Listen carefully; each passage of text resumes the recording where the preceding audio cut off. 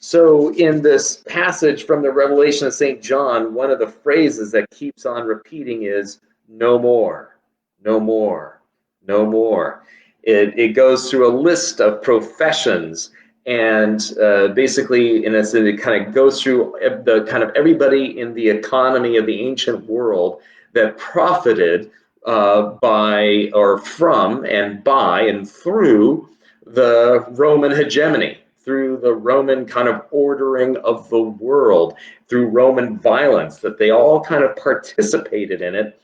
And in a sense, that lifestyle, it will be no more when God's justice is poured out on the earth.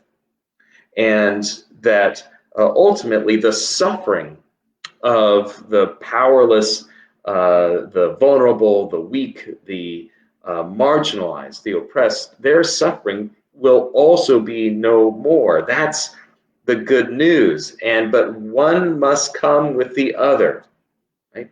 And so that all sources of oppression and coercion and violence, of hatred and power games, of domination of the other, no more.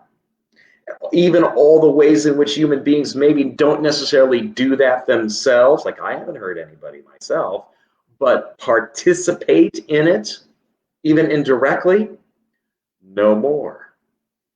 But the purpose of that no more is so that the weak, the wounded, the broken, the vulnerable, the discarded, the prophets and apostles and saints, all those who suffered for the sake of God's love, that suffering will also be no more.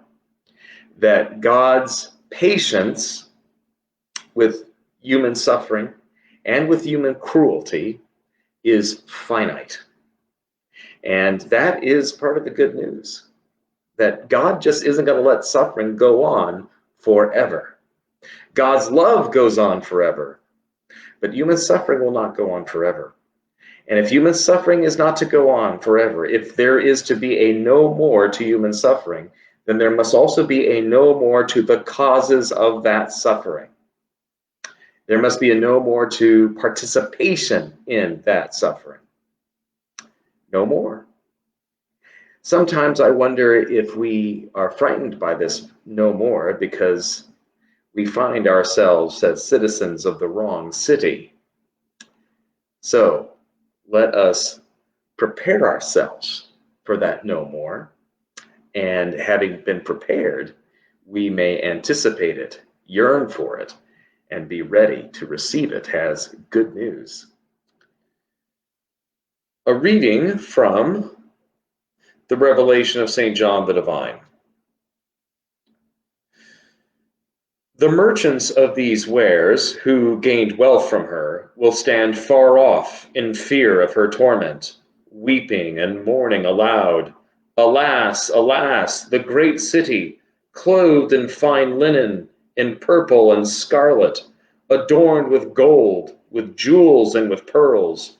For in 1 hour all this wealth has been laid waste, and all shipmasters and seafarers, sailors, and all whose trade is on the sea, stood far off and cried out as they saw the smoke of her burning.